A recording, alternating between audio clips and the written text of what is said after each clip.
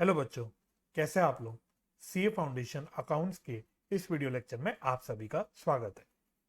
आज के वीडियो में हम लोग आपका एक बहुत छोटा सा चैप्टर कवर करेंगे जिसका नाम है capital and revenue expenditure and receipts. इससे पहले कि मैं शुरू करूं, मैं दो बातें आपसे करना चाहता हूं।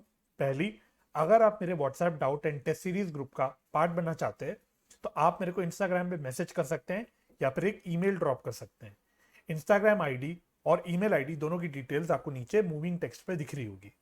इसके अलावा डिटेल्ड वीडियो का लिंक मैं आई बटन पे छोड़ दूंगा, आप उसको भी चेकआउट कर सकते हैं। दूसरी बात, इस वीडियो में मैंने टाइम स्टैम्प्स डाल दी है आपकी सहूलियत के लिए, तो आप उसका भी इस्तेमाल कर सकते हैं। तो चलिए बिना किसी देरी के मैं अपने लेक्चर को शुरू करता हूं।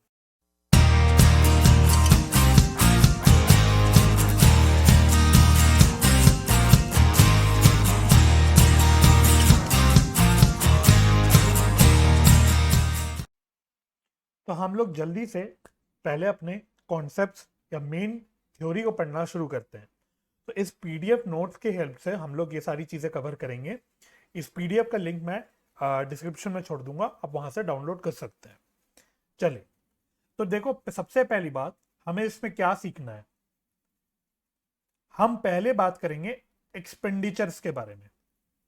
हम पहले बात करेंगे एक्सपेंडिचर्स के बारे में। एक्सपेंडिचर्स को हम लोग दो हिस्सों में बांट के चलेंगे। एक हम बोलते हैं कैपिटल एक्सपेंडिचर, दूसरा हम बोलते हैं revenue expenditure. Revenue expenditure similarly फिर हम लोग रिसिप्ट्स की बात करेंगे। हम लोग रिसिप्ट्स की बात करेंगे। रिसिप्ट्स को भी हम लोग दो हिस्सों में बांट के चलेंगे। एक अपना वही कैपिटल रिसिप्ट्स और दूसरा हो गया हमारा revenue receipts.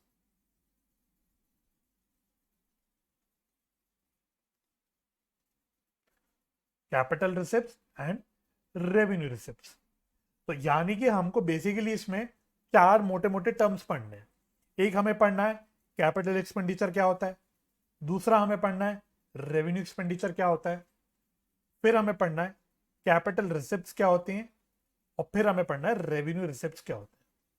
This is the major crux of this whole chapter. ठीक है, तो हमको सारे ये types of receipts and expenditures को कवर करना है।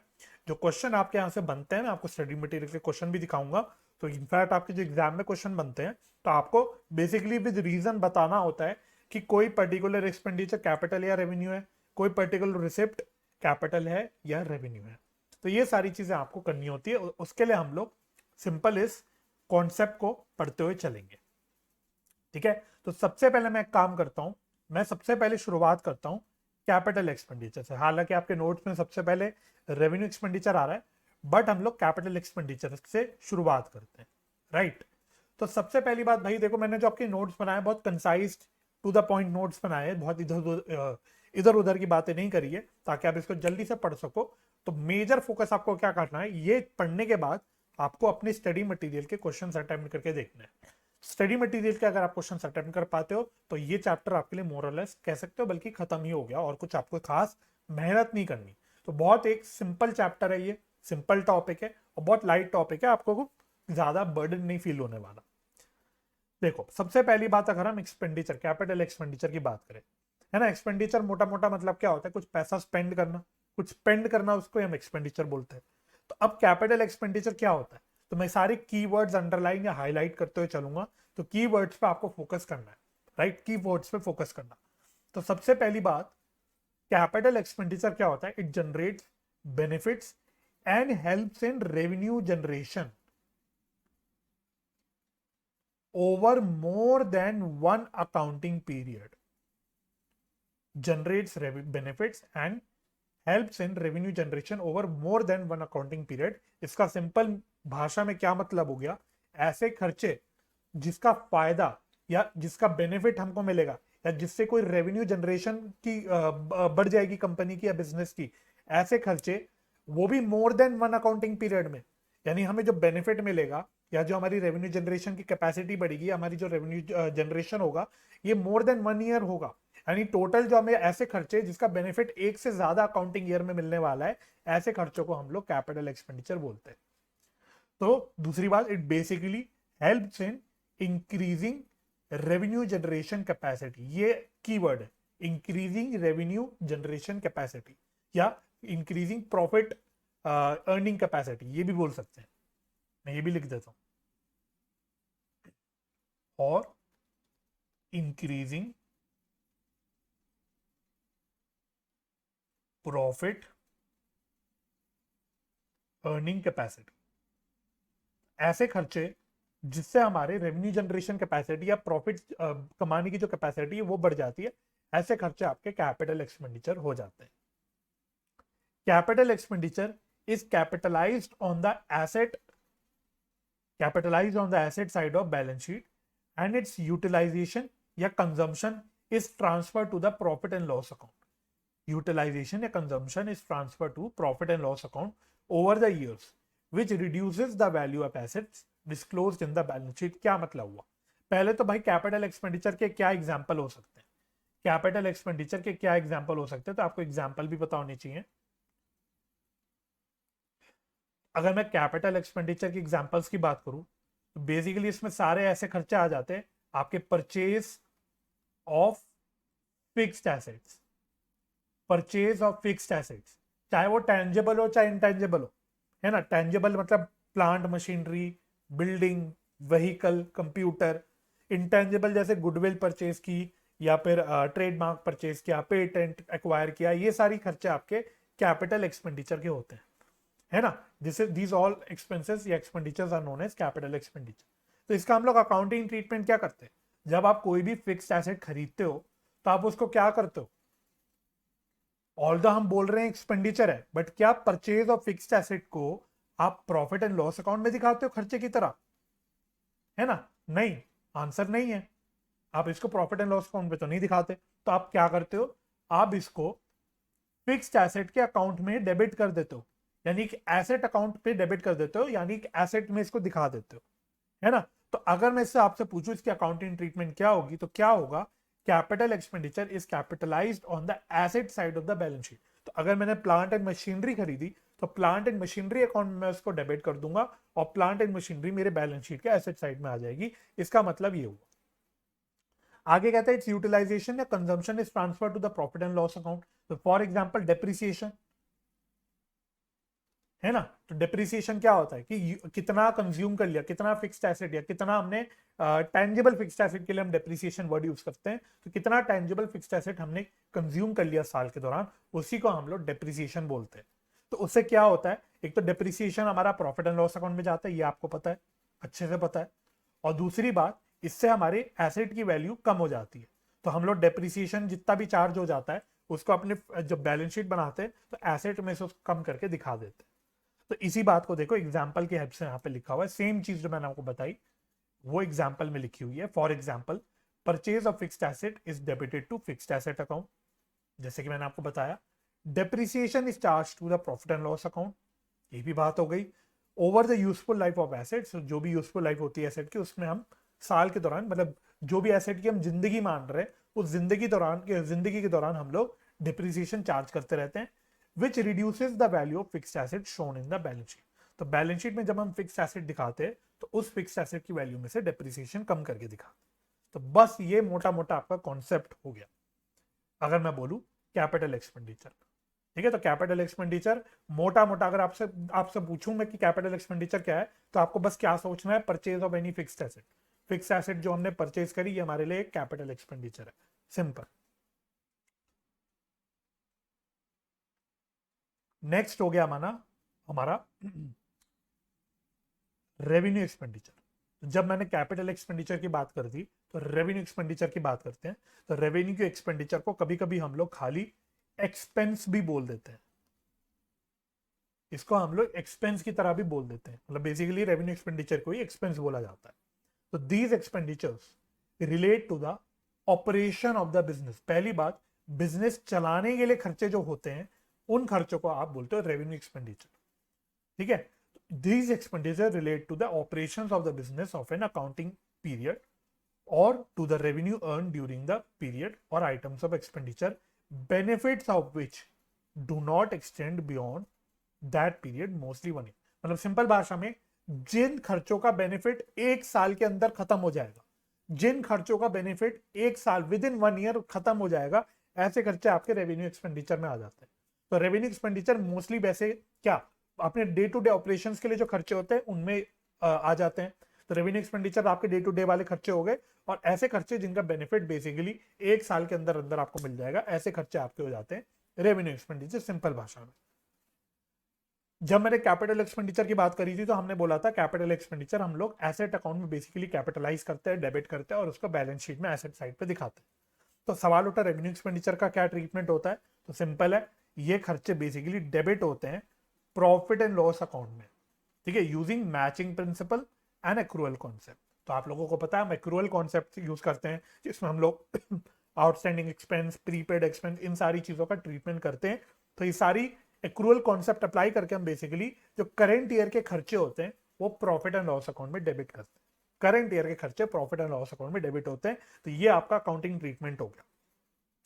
इसके एग्जाम्पल क्या हो सकते हैं आपके, रेंट, सैलरी, रेंट पे किया, सैलरी पे किया, बिजली का खर्चा पे किया, ये छोटे छोटे खर्चे बेसिकली जो भी खर्चे आप प्रॉफिट एंड लॉस अकाउंट में दिखाते थे, जो भी एक्सपेंडिचर्स आप प्रॉफिट एंड लॉस अकाउंट में दिखाते हो वो सारे आपके रेवेन्यू एक्सपेंडिचर हो जाते हैं, है ना। तो जितने भी खर्चे आपके दिमाग में आए जो आप प्रॉफिट एंड लॉस अकाउंट में डालते हो वो सारे रेवेन्यू एक्सपेंडिचर हो जाएंगे।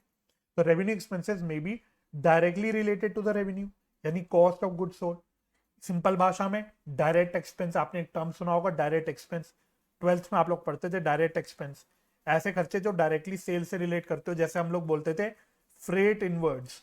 हालांकि आप लोग फाइनल अकाउंट्स पढ़ोगे अपने कोर्स में तो वहां पे हम डिस्कस करेंगे, बट फिर भी यहाँ पे बोल रहा हूँ, जैसे हम फ्रेट इनवर्ड्स बोलते थे या वेजेस बोलते थे, ये सारे हमारे डायरेक्ट एक्सपेंस होते थे जो बेसिकली ट्रेडिंग अकाउंट में जाते थे। तो ये सारे खर्चे कॉस्ट ऑफ गुड्स सोल्ड का पार्ट बनते हैं, कॉस्ट ऑफ गुड्स सोल्ड का पार्ट बनते हैं। तो ये भी आपके रेवेन्यू एक्सपेंडिचर में आ जाते हैं बेसिकली। या फिर जो भी सारे इनडायरेक्ट खर्चे आप प्रॉफिट एंड लॉस अकाउंट में दिखाते थे, जैसे रेंट, सैलरी वगैरह, ये भी आपके रेवेन्यू एक्सपेंडिचर में आ जाते हैं। तो ये हो गया आपका कैपिटल एक्सपेंडिचर और रेवेन्यू एक्सपेंडिचर, ठीक है। तो पहले मीनिंग क्लियर होना चाहिए कैपिटल एक्सपेंडिचर और रेवेन्यू एक्सपेंडिचर का। तो 2-3 छोटे छोटे पॉइंट्स के हेल्प से मैंने सारी मीनिंग यहाँ पे लिखे हुए हैं। अब नेक्स्ट डिस्कस करते हैं अपना नेक्स्ट टॉपिक जो हमें कवर करना है, basic considerations in determining capital and revenue expenditure. हमने मीनिंग समझ लिया, कैपिटल एक्सपेंडिचर और रेवेन्यू एक्सपेंडिचर क्या होता है हमने समझ लिया, लेकिन कोई खर्चा कैपिटल खर्चा है, ये रेवेन्यू खर्चा है, ये डिसाइड करने के लिए क्या कुछ फैक्टर्स हमें दिमाग में रखने पड़ते हैं, कुछ बेसिक चीजें हमें दिमाग में रखनी पड़ती है जिसको हमें अप्लाई करना पड़ता है कि डिसाइड करने के लिए कि भाई कोई एक्सपेंडिचर कैपिटल है या रेवेन्यू है। तो पहले मैं आपको बता देता हूं, कैपिटल एक्सपेंडिचर या रेवेन्यू एक्सपेंडिचर डिसाइड करना ये एक जजमेंट का खेल है, ठीक है, ये एक जजमेंट का खेल है। यानी कि अकाउंटेंट को अपनी जजमेंट का एप्लीकेशन करना पड़ता है, सोचना पड़ता है कि भाई अच्छा ये एक्सपेंडिचर हुआ, ये कैपिटल में की तरह ट्रीट होना चाहिए कि रेवेन्यू की तरह ट्रीट होना चाहिए। तो किसी भी अकाउंटेंट को जजमेंट अप्लाई करना पड़ता है कि कोई खर्चा कैपिटल की तरह ट्रीट होना चाहिए कि रेवेन्यू की तरह। तो जजमेंट लगाने के लिए कुछ फैक्टर्स सोचने पड़ते हैं, कुछ कंसिडरेशंस दिमाग में रखनी पड़ती है कि हम कोई खर्चे को कैपिटल की तरह माने कि रेवेन्यू की तरह माने। तो वही कंसिडरेशंस का डिस्कशन हम यहाँ पे करेंगे। तो पहला देखो क्या लिखा हुआ है, nature of business, nature of business, है ना। एग्जाम्पल पढ़ना, एक बार एग्जाम्पल पढ़ते हैं फिर डिस्कस करते हैं इसको। For example, purchase of furniture will be treated as revenue expenditure in case of a furniture deal, however it will be treated as capital expenditure for any other business.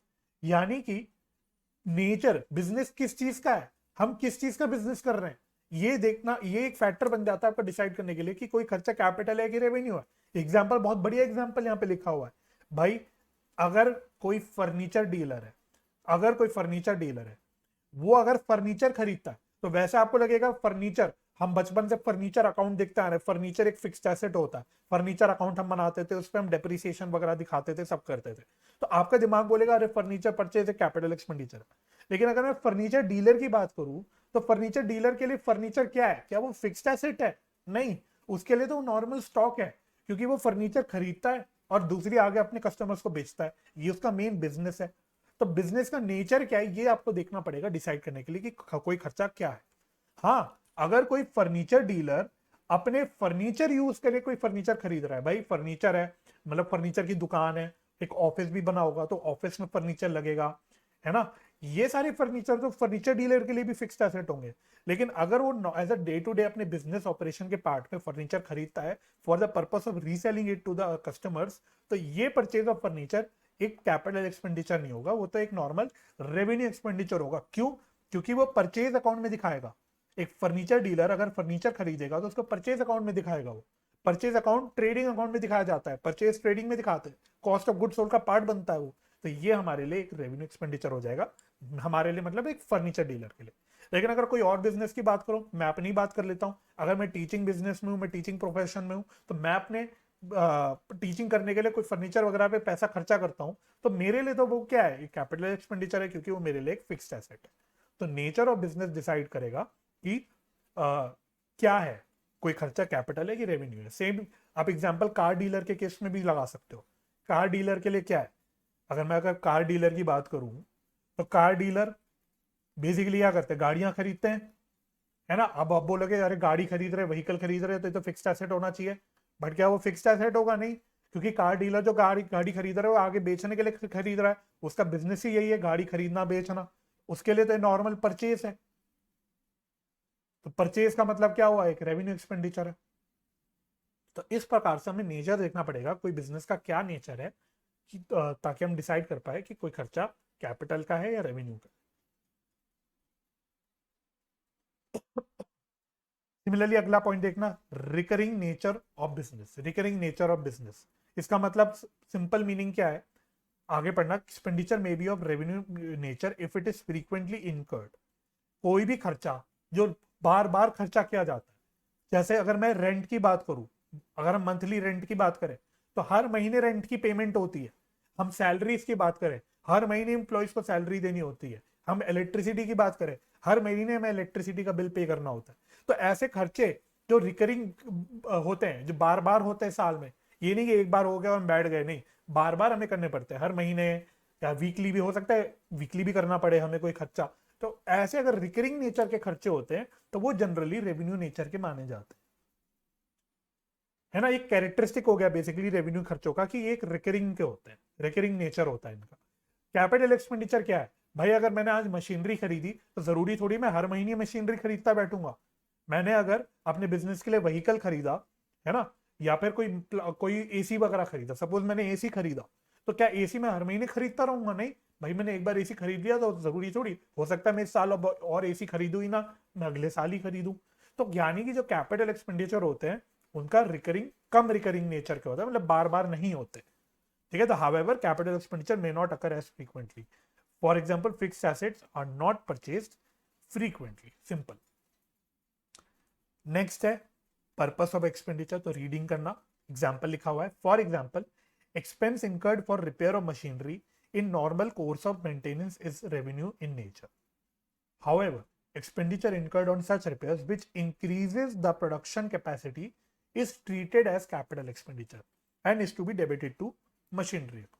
क्या मतलब हुआ, अगर normal day to day maintenance, day to day repair के खर्चे हो रहे हैं, आप बोलोगे कि मशीनरी में हम कुछ रिपेयर कर रहे हैं, तो आपको लगेगा यार मशीनरी पे कोई खर्चा कर रहे हैं तो यानी ये मशीनरी अकाउंट में डेबिट होना चाहिए, ये कैपिटल एक्सपेंडिचर की तरह ट्रीट होना चाहिए। बट आपके डे टू डे रिपेयर खर्चों से कोई हमने क्या बोला, अर्निंग कैपेसिटी बढ़नी चाहिए, रेवेन्यू जनरेशन कैपेसिटी बढ़नी चाहिए, प्रॉफिट अर्निंग कैपेसिटी बढ़नी चाहिए। तो अगर मैं नॉर्मल अपने मशीनरी में रिपेयर वर्क कर रहा हूँ तो उससे मेरी कोई रेवेन्यू अर्निंग कैपेसिटी थोड़ी ना बढ़ती है, वो तो मेरे लिए नॉर्मल है, भाई रिपेयर का खर्चा मुझे अपनी मशीनरी पे करना ही पड़ेगा। तो इससे कोई रेवेन्यू जनरेशन नहीं होने वाला मेरा फ्यूचर में, तो ये एक मेरे लिए रेवेन्यू खर्चा है। तो मेरे पर्पस देखना पड़ेगा एक्सपेंडिचर का। लेकिन अगर कोई भी ऐसा खर्चा जिससे मेरी कुछ अर्निंग कैपेसिटी बढ़ रही है, मेरी कुछ प्रोडक्शन की कैपेसिटी बढ़ रही है, मेरी कुछ रेवेन्यू जनरेशन कैपेसिटी बढ़ रही है, तो ऐसे खर्चे मैं बोल सकता हूँ कैपिटल नेचर के।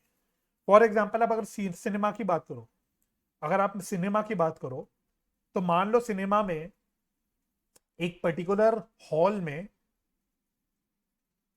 20 सीट्स हैं, मतलब 20 लोग ही बैठ सकते हैं, है ना, 20 लोगों की बैठने की जगह है किसी सिनेमा हॉल के हॉल में।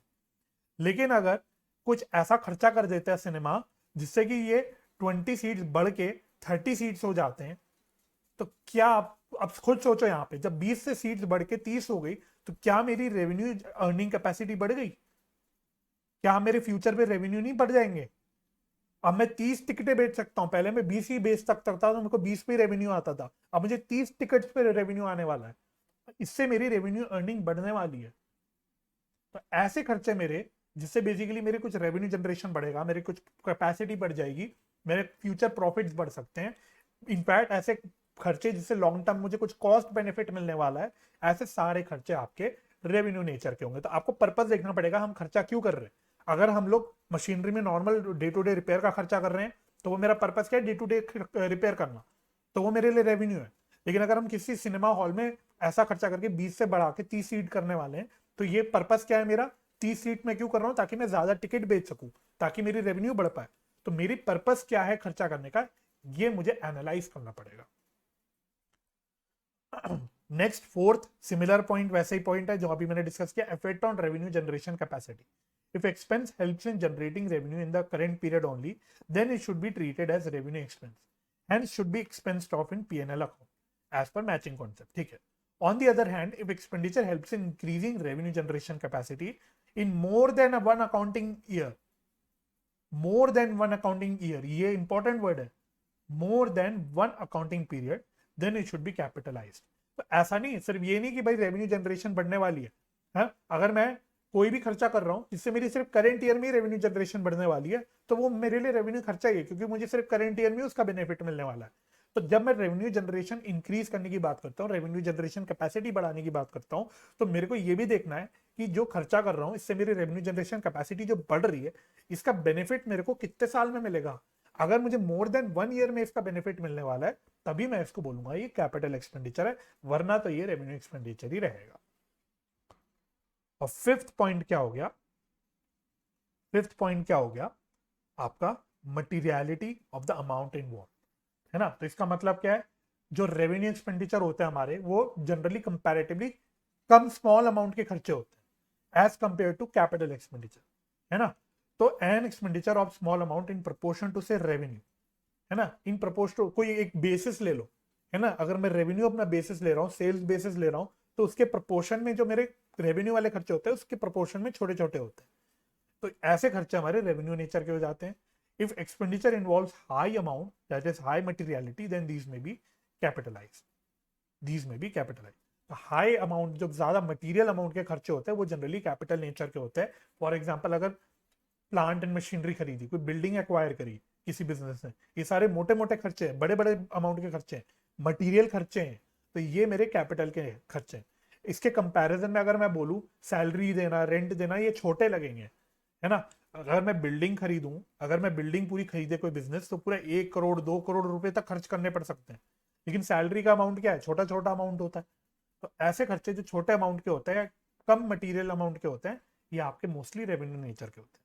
ठीक है, तो हमने बेसिकली बहुत सारे फैक्टर्स पढ़े, बहुत सारे कंसिडरेशंस पढ़े जो हमें दिमाग में रखने पड़ते हैं वाइल डिसाइडिंग कि कोई एक्सपेंडिचर हम कैपिटल की तरह ट्रीट करें या रेवेन्यू की तरह ट्रीट करें। मैं दोबारा बोल रहा हूँ, ये एक जजमेंट का खेल है।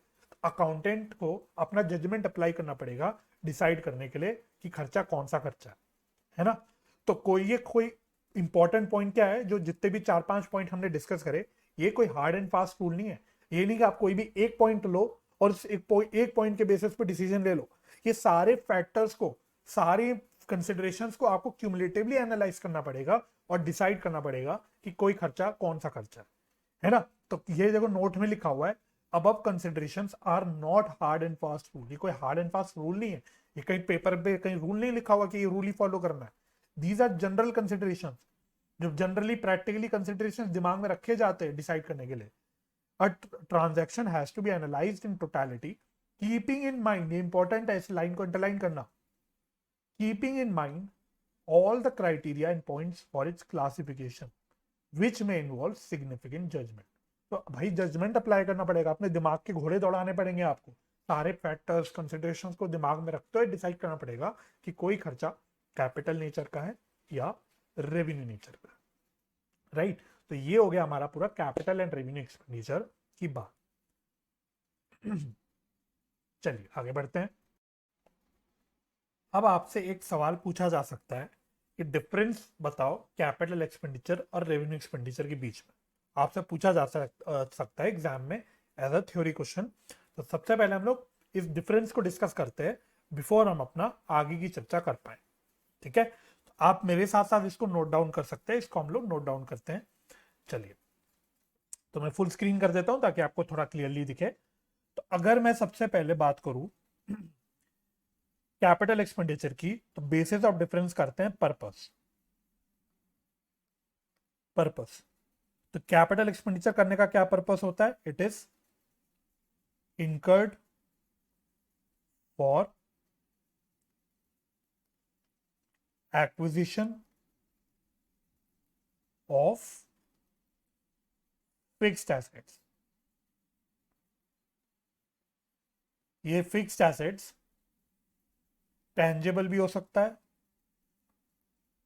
या फिर इनटेंजेबल भी हो सकता है। तो ये बात हो गई आपकी कैपिटल एक्सपेंडिचर की। रेवेन्यू एक्सपेंडिचर की बात करें तो हम it is incurred for running business. It is incurred for running business, यानी अपने डे टू डे वर्किंग करने के लिए ये खर्चे करे जाते हैं। डे टू डे खर्चे के लिए करे जाते हैं बेसिकली रेवेन्यू एक्सपेंडिचर। आगे बात करते हैं, नेक्स्ट पॉइंट की बात करते हैं, earning capacity. Earning capacity next basis of difference. तो कैपिटल एक्सपेंडिचर की बात करूं तो it increases earning capacity. Capital expenditure से हमारी अर्निंग कैपेसिटी बढ़ जाती है। और अगर रेवेन्यू एक्सपेंडिचर की बात करूं तो it helps in earning profits. मतलब अपने नॉर्मल प्रॉफिट्स कमाने के लिए ही खर्चे करे जाते, कोई कैपेसिटी वगैरह नहीं बढ़ जाती हमारी। It helps in earning profit. Next है पीरियड। नेक्स्ट है पीरियड। तो it's benefit extends to more than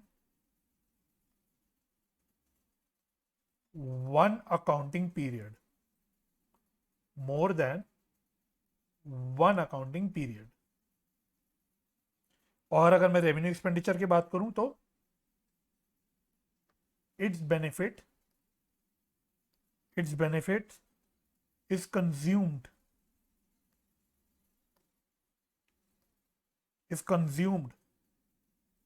within one accounting period।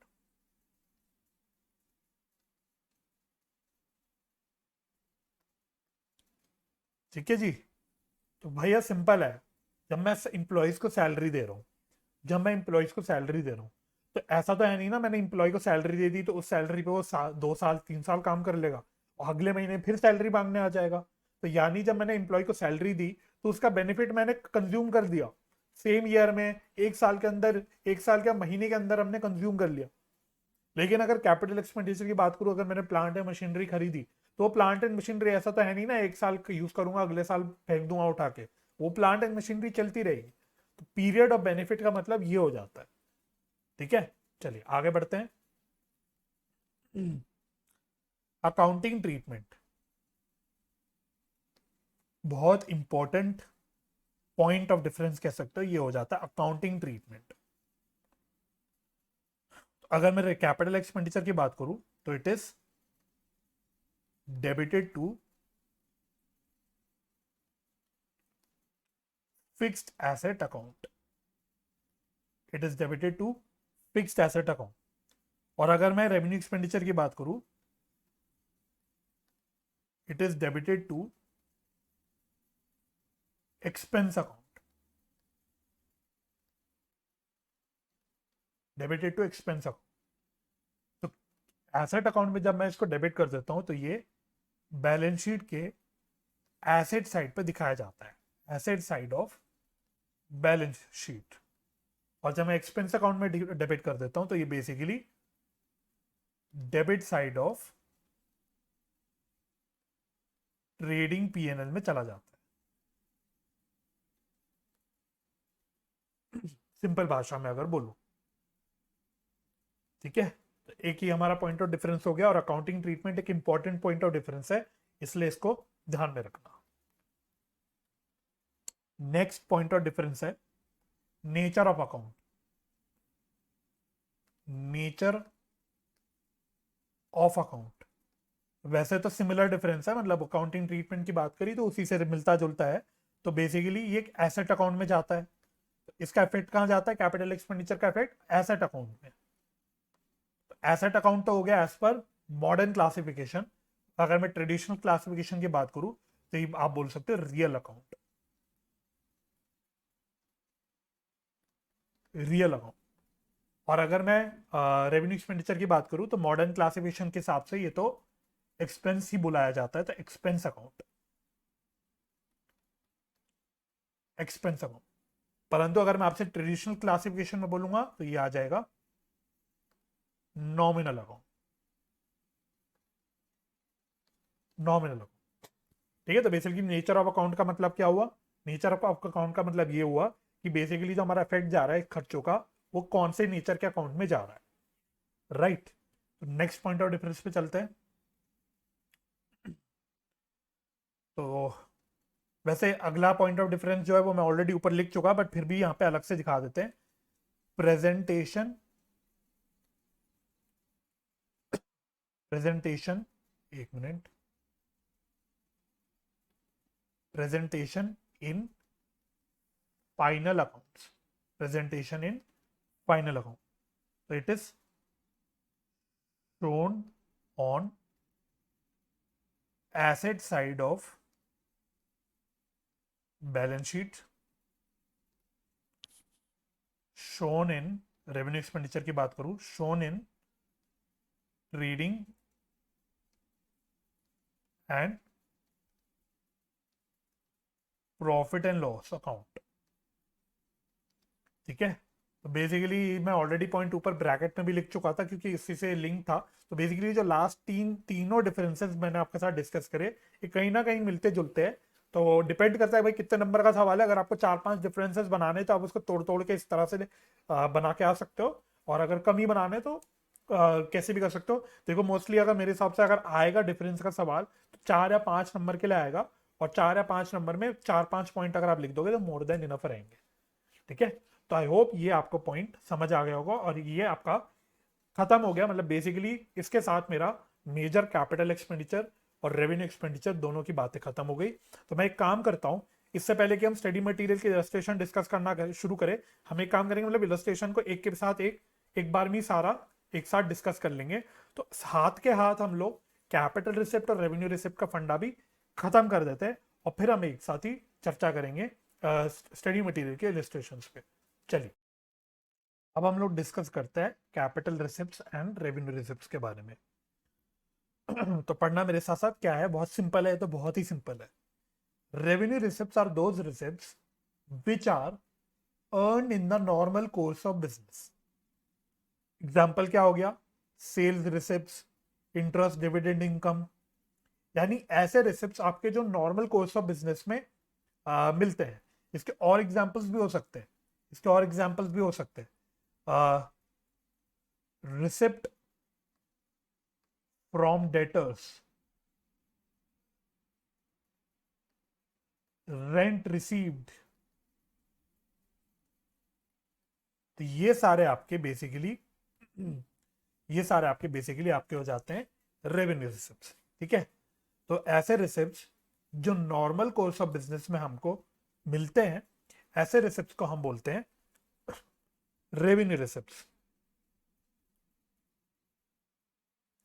ऐसे रिसिप्ट्स को हम बोलते हैं रेवेन्यू रिसिप्ट्स। नेक्स्ट पॉइंट, पढ़ना, revenue receipts are credited to profit and loss account. ठीक है, तो जनरली जो रेवेन्यू रिसिप्ट्स होते हैं वो प्रॉफिट एंड लॉस अकाउंट में क्रेडिट होते हैं, जैसे सेल्स वो प्रॉफिट एंड लॉस अकाउंट में जाता है, rent receive profit and loss account में जाता है, interest receive profit and loss account में जाता है। तो मैंने बोला जनरली, मैंने जनरली बोला।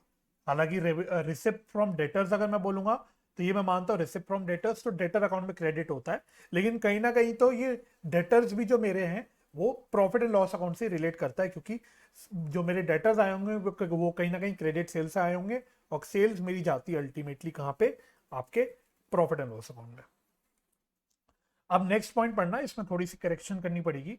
इसमें यहां से लेके यहां तक पूरा काट देना, ये थोड़ा रिपीटेटिव सा कुछ हो गया, पॉइंट आ गया रिपीटेटिव, इसको सबसे पहले काट देना पूरा, सिर्फ ये पहला सेंटेंस छोड़ के बाकी पूरा इसको काट देना, इग्नोर कर देना। ठीक है, तो पूरा इसको काट देना, मैं स्क्रीन फुल कर देता हूं ताकि आपको अच्छे से दिख जाए। तो इस लाइन को काट देना, तो पहली लाइन वो ठीक है, उसको पढ़ना। कैपिटल रिसिप्ट्स क्या होते हैं? Capital receipts are those receipts which are other than revenue receipts. तो ये तो बहुत ही बच्चों वाली बात हो गई भाई, जो रिसिप्ट रेवेन्यू रिसिप्ट नहीं है वो कैपिटल रिसिप्ट हो जाती है। जो रिसिप्ट क्या बोलते हैं, रेवेन्यू रिसिप्ट नहीं है, वो कैपिटल रिसिप्ट हो जाती है।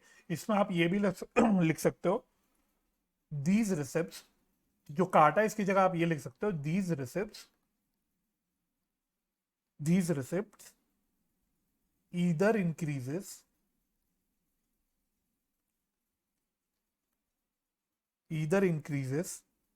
liabilities or reduces long term assets, और रिड्यूसेस लॉन्ग टर्म एसेट्स। अभी नीचे के एग्जांपल की हेल्प से बताता हूँ क्या लिखा है ये, लेकिन पहले आप लोग इतना नोट कर लेना अपने पास कहीं, पहले आप अपना नोट कर लेना इसको अपने पास। ठीक है, तो अभी नीचे एग्जांपल पढ़ेंगे नेक्स्ट पॉइंट पे, उसकी हेल्प से सारी ये पॉइंट को बता देता हूँ क्या लिखा है। चलिए नेक्स्ट में देखना, capital receipts are not directly credited to profit and loss account. तो capital receipts directly profit and loss account में नहीं जाते, इनकी अलग अलग ट्रीटमेंट होती है। तो फॉर एग्जांपल बोला, लोन रिसीव्ड फ्रॉम बैंक, तो पहली बार जो लोन बैंक से रिसीव हुआ ये कैपिटल रिसिप्ट होता है, ये कैपिटल रिसिप्ट होता है। तो जब लोन रिसीव होता है बैंक से, उसको हम कहा क्या करते हैं, क्रेडिट करते हैं लोन अकाउंट में, जो कि एक लाइबिलिटी अकाउंट होता है। तो मैंने क्या बोला, capital receipts either increases liability, तो जब मुझे लोन रिसीव हुआ तो मेरी एक लाइबिलिटी बढ़ जाती है। On the other hand, capital receipt of rupees 1,10,000 on account of sale of fixed asset having written down value of rupees 1 lakh will not be directly credited to profit and loss account। तो suppose क्या बोल रहा हूं मैं कि 1 लाख का suppose कोई fixed asset है, मैंने 1,10,000 रुपए पे बेचा, तो पहले आइडेंटिफाई करो इस पूरी ट्रांजैक्शन में रिसिप्ट क्या है। रिसिप्ट मेरी ये है 1,10,000 की, ये मेरी रिसिप्ट है, तो ये मेरी बेसिकली कैपिटल रिसिप्ट में आ जाती है। तो फिक्स एसेट अगर मैं बेचता हूं उससे जो मुझे पैसा रिसीव होता है तो वो मेरे लिए कैपिटल रिसिप्ट है। तो हम बोल रहे हैं कैपिटल रिसिप्ट बेसिकली, पहली बात बोली, it reduces long term assets. तो जब मैंने फिक्स्ड एसेट बेचा तो फिक्स्ड एसेट एक मेरा लॉन्ग टर्म नेचर का एसेट था, तो जब मैं फिक्स्ड एसेट बेच रहा हूं तो मेरे फिक्स्ड एसेट कम हो जा रहे हैं।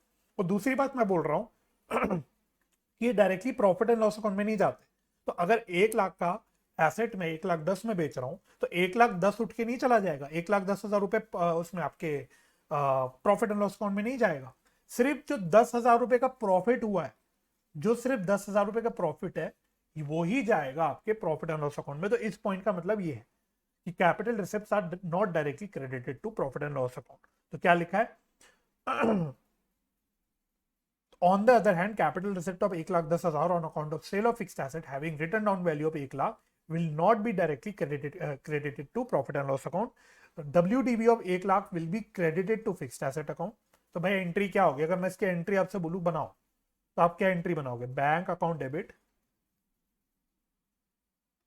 1,10,000 to fixed asset account 1,00,000 to profit on sale 10,000। तो यानी कि out of this 10,000 receipt, capital receipt, ये 10,000 रुपए का जो प्रॉफिट है ये आपका प्रॉफिट एंड लॉस अकाउंट में जाएगा, ये आपका प्रॉफिट एंड लॉस अकाउंट में जाएगा। ये पॉइंट का मतलब ये है ना। तो ये बात देखो लिखिए, WDV ऑफ 1 लाख रुपए will be credited to fixed asset, जो कि हमने यहाँ पे करा, and profit of 10,000 will be credited to profit and loss account. तो ये profit on sale ultimately P&L account में क्रेडिट हो जाता है। Hence accounting treatment will differ from case to case। तो क्या केस है, किस तरह की रिसिप्ट है, इसमें हम कुछ हार्ड एंड फास्ट रूल नहीं बोल सकते कि यही एक पर्टिकुलर अकाउंटिंग ट्रीटमेंट हो सकती है, दूसरी नहीं हो सकती। ऐसा कोई हार्ड एंड फास्ट रूल हम बोल नहीं सकते। तो इसमें हमें देखना पड़ेगा कि क्या ट्रांजेक्शन है। अगला सिंपल सा पॉइंट है, both receipts are recorded on accrual basis. Accrual basis में रिकॉर्ड होता है। इनफैक्ट ये तो पॉइंट आपका कैपिटल और रेवेन्यू एक्सपेंडिचर के लिए भी है, सेम ही चलता है कि दोनों भी हम एक्चुअली रिकॉग्नाइज करते हैं एज पर आपका एक्रूअल कॉन्सेप्ट, एक्रूअल बेसिस। तो चाहे एक्सपेंडिचर हो रहा हो चाहे रिसिप्ट हो रहा हो, ये हम लोग एक्रूअल बेसिस पे ही रिकॉर्ड करते हैं, राइट। चलिए अपना नेक्स्ट करते हैं। तो मैंने आपके साथ कैपिटल एंड रेवेन्यू एक्सपेंडिचर का डिफरेंस डिस्कस किया, तो जल्दी से मैं आपके साथ कैपिटल एंड रेवेन्यू रिसिप्ट का भी डिफरेंस डिस्कस कर लेता हूं, and then we will move on to the study material questions, right. चलिए अब हम डिस्कस करते हैं difference between capital and revenue receipt. हालांकि चांसेस कम है ये डिफरेंस आपके एग्जाम में आने के, फिर भी मैं आपके साथ डिस्कस करके चल रहा हूँ, ठीक है। चलिए तो लिख, ये भी आप मेरे साथ साथ नोट डाउन कर सकते हैं। तो मैं स्क्रीन फुल कर देता हूँ ताकि आपको थोड़ा सा इजी रहे। चलिए तो पहला हम बेसिस लिखेंगे। तो बेसिस में लिखना type of receipts, type of receipts. Capital receipts में लिखना it is the amount realized, it is the amount realized by sale of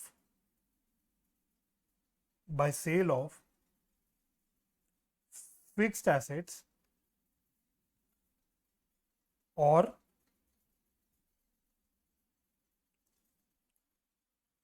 receipt as capital और लोन। अभी बताता हूं इसको, रेवेन्यू रिसिप्ट पहले लिख लेना। It is the amount realised from sale of goods और services, from the sale of goods और सर्विसेज। तो क्या बोला हमने, हमने बोला जो कैपिटल रिसिप्ट होते हैं, जो कैपिटल रिसिप्ट होता है it is the amount realised by sale of fixed asset. तो फिक्स्ड एसेट जब सेल कर देते हैं तो उससे जो पैसा मिलता है वो कैपिटल रिसिप्ट होता है। यार रिसिप्ट एज कैपिटल या loan.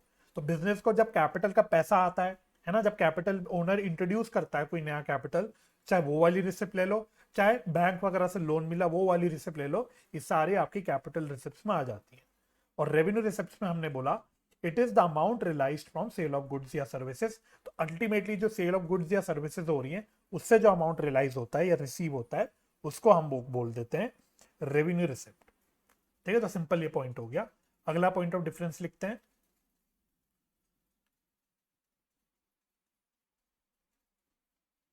Disclosure in final accounts, disclosure in final accounts. तो इसमें लिखना कैपिटल रिसिप्ट में it is shown as, it is shown in balance sheet. मतलब वही हो गया, वही बात हो गई सारी कि जो फाइनल अकाउंट्स में जो इफेक्ट जाता है वो अल्टीमेटली, अगर मैं बात करूं कैपिटल रिसिप्ट की, उसका अल्टीमेट इफेक्ट आपकी बैलेंस शीट में जाता है। और अगर रेवेन्यू रिसिप्ट की बात करें तो it is shown, it is shown in trading and profit and loss account, trading and profit and loss account. तो जो रेवेन्यू रिसिप्ट्स हो रही हैं, जो रेवेन्यू रिसिप्ट्स होती है, जो उसका जो अल्टीमेटली रिलेशन होता है वो trading profit and loss account से होता है। जैसे सेल ले लो, है ना, सेल हो गया, चाहे रेंट रिसीव ले लो, इंटरेस्ट रिसीव, ये सारी कहाँ चली जाती है, आपकी प्रॉफिट एंड लॉस अकाउंट में जाती है। तो इसका डिस्क्लोजर अल्टीमेटली, डिस्क्लोजर एक प्रकार से बोल लो, अल्टीमेट इफेक्ट आपका trading profit and loss account में चला जाता है। अगला पॉइंट ऑफ डिफरेंस लिखते हैं, फ्रीक्वेंसी। फ्रीक्वेंसी तो ये तो बिल्कुल वैसा ही कैपिटल एक्सपेंडिचर और रेवेन्यू एक्सपेंडिचर जैसा पॉइंट है। अगर मैं कैपिटल रिसिप्ट की बात करूं तो ये नॉन रिकरिंग होता है, बार बार नहीं होता, नॉन रिकरिंग इन नेचर। और अगर मैं रेवेन्यू रिसिप्ट की बात करूं तो ये रिकरिंग नेचर का होता है, रिकरिंग इन नेचर। ठीक है ना। तो अब अगर लोन ले रहे हैं तो ऐसा थोड़ी हर रोज हर महीने लोन लेता रहूंगा मैं, मेरा बिजनेस हर महीने लोन लेता रहेगा, या ओनर हर महीने कैपिटल लाता रहेगा, ऐसा तो नहीं है ना। तो या फिर फॉर एग्जांपल फिक्स एसेट हर महीने बेचा जाएगा, ऐसा तो नहीं होने वाला ना। तो कैपिटल रिसिप्ट की जो फ्रीक्वेंसी होती है वो नॉन रिकरिंग नेचर की होती है।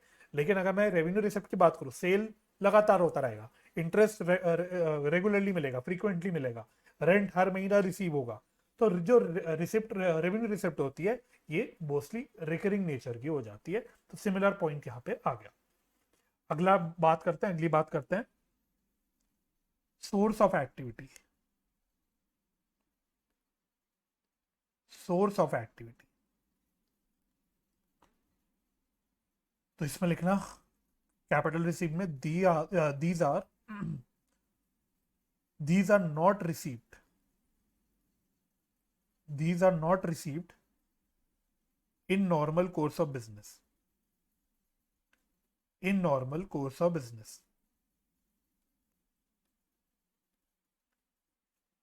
तो और रेवेन्यूज की बात करना, रेवेन्यू रिसिप्ट के नीचे लिखना इसका बिल्कुल उल्टा, these are received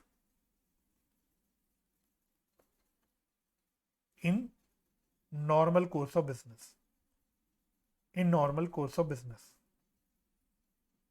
तो ये पॉइंट तो आपका जो डेफिनेशन हमने डिस्कस किया वहीं से निकल के आ गया।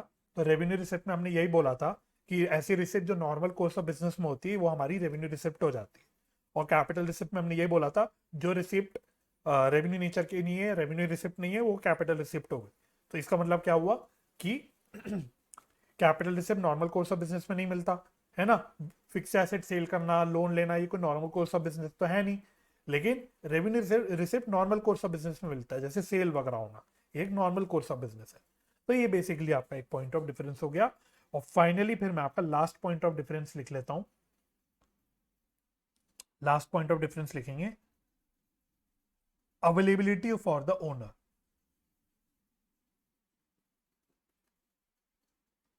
Availability for the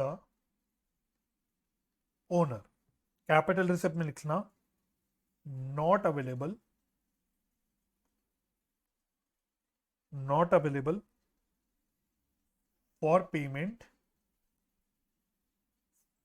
for payment as profit, as profit to the owners। और रेवेन्यू रिसिप्ट में लिखना these form part of profits, part of profits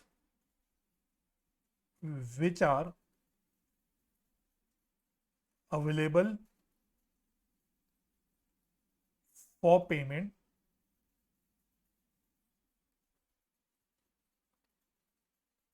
to owners, to owners। इसका क्या मतलब हुआ? एक बात बताओ खुद सोच के, जो लोन रिसीव हुआ, जो बिजनेस ने लोन लिया, क्या उस लोन को, उस लोन के अमाउंट को बिजनेस ओनर में बांट सकती है बोल के कि भाई देखो ये लो प्रॉफिट, प्रॉफिट आपका? भाई लोन प्रॉफिट है ही नहीं, होता एक लाइबिलिटी है, वो एक लाइबिलिटी है। तो यानी कि जो कैपिटल रिसिप्ट होती है that can not be distributed to the owners. अगर मैं कंपनी की पॉइंट ऑफ व्यू से बात करूं तो डिविडेंड की तरह डिस्ट्रीब्यूट नहीं हो सकता। अगर बैंक से लोन लिया तो वो लोन क्या डिविडेंड की तरह बांट सकती है कंपनी? द आंसर इज नो, है ना। तो इस पॉइंट का मतलब ये हुआ। लेकिन रेवेन्यू रिसिप्ट तो हम बोल ही रहे हैं कि भाई आपकी profit and loss account, income, normal course of business से रिलेटेड है। ये तो आपके प्रॉफिट्स का ही पार्ट बनने वाले हैं। प्रॉफिट एंड लॉस अकाउंट में जा रही है सारी चीजें, तो अल्टीमेटली प्रॉफिट का पार्ट ही बनने वाली है। And profit can be distributed to the owners. तो रेवेन्यू रिसिप्ट जिन आइटम से रिलेट करता है उनको बेसिकली हम लोग एज प्रॉफिट डिस्ट्रीब्यूट करते हैं कर सकते हैं टू ओनर्स। तो इस पॉइंट का मतलब ये हो गया। ठीक है, तो ये थे आपके मोटे मोटे differences between capital and revenue receipts. तो इसी के साथ हमारा कॉन्सेप्चुअल पार्ट खत्म हो जाता है। अब जो बच जाता है वो है स्टडी मटेरियल के सवाल करना। तो ये थोड़ा सा हम फास्ट फास्ट करने की कोशिश करेंगे। स्टडी मटेरियल के कुछ इलस्ट्रेशंस जल्दी जल्दी डिस्कस कर लेते हैं। चलिए, सबसे पहले देखो इलस्ट्रेशन नंबर 1। इलस्ट्रेशन नंबर 1, इसको आप लोग इंपॉर्टेंट मार्क कर लेना,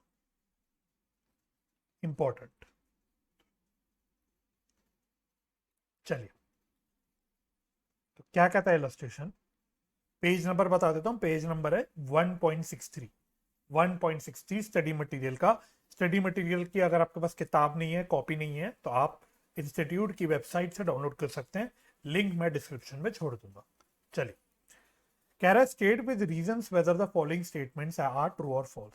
तो आपका इस चैप्टर से जो सवाल बनेगा उसकी ज्यादा प्रोबेबिलिटी यही है कि वो ट्रू फॉल्स के क्वेश्चन में आएगा, है ना। मैंने लास्ट लेक्चर में भी आई थिंक बताई थी ये बात कि जो आपका एग्जाम पैटर्न होगा, जो आपका एग्जाम पैटर्न होता है उसमें कंपलसरी ट्रू फॉल्स का सवाल आता है आपके एग्जाम में। 12 मार्क्स का आपका आउट ऑफ 100 12 मार्क्स का आपका ट्रू फॉल्स का सवाल आता है, जिसमें आपसे बेसिकली 6 पार्ट्स पूछे जाते हैं। आपको विद रीजन बताना होता है कि स्टेटमेंट ट्रू है या फॉल्स। ठीक है, तो 6 पार्ट्स होते हैं, 6 स्टेटमेंट्स होते हैं बेसिकली, और हर स्टेटमेंट के 2 नंबर की वेटेज होती है। तो इस प्रकार से 12 नंबर का आपका सवाल आता है। तो बहुत चांसेस है इस चैप्टर से जो क्वेश्चन बनेगा वो ट्रू फॉल्स में एक क्वेश्चन पड़ जाएगा। ठीक है, इसलिए मैंने इसको इंपॉर्टेंट मार्क करा है।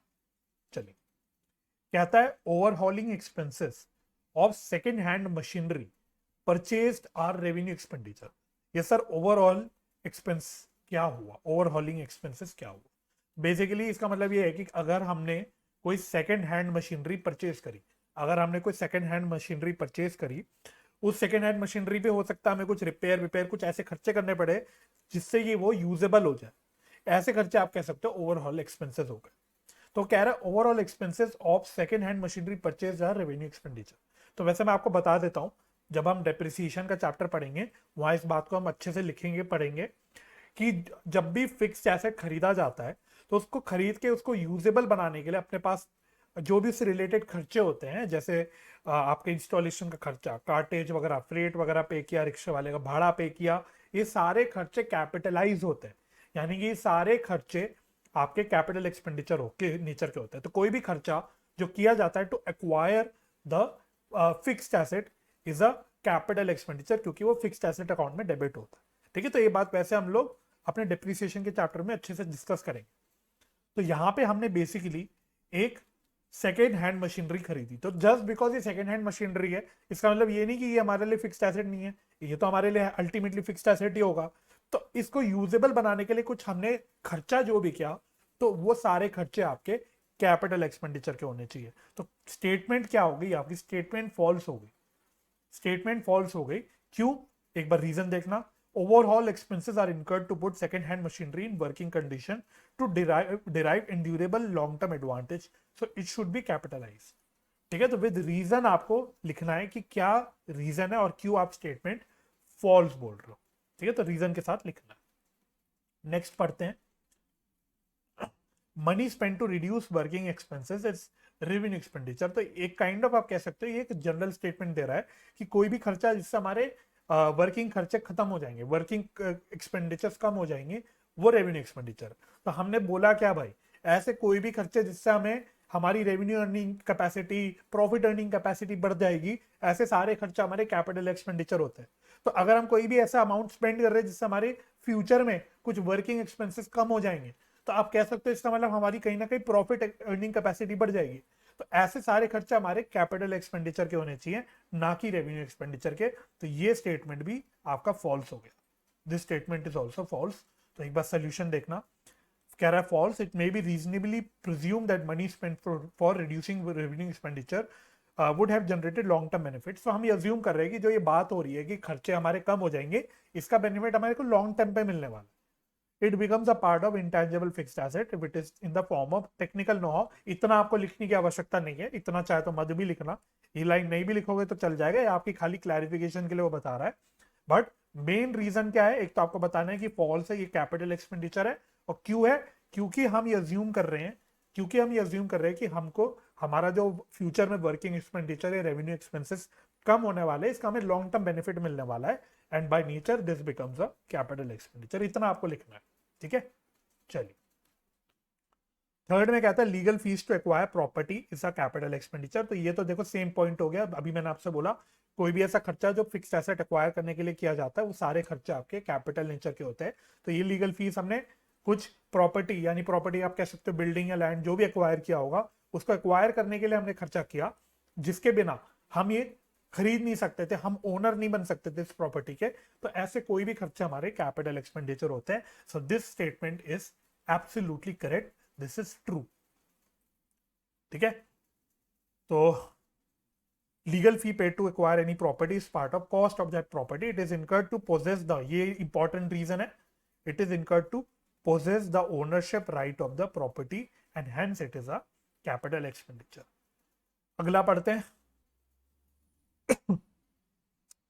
फोर्थ में कह रहा है amount spent as lawyer's fee to defend the suit claiming that the firm's factory site belong to the plaintiff's land is a capital expenditure. इस स्टेटमेंट का जो मतलब क्या हुआ, हम बिजनेसमैन हैं, हम लोग बिजनेस है, हमारा बिजनेस है, हमारी एक फैक्ट्री है, हम अपनी फैक्ट्री में कुछ सामान वगैरह बना रहे हैं।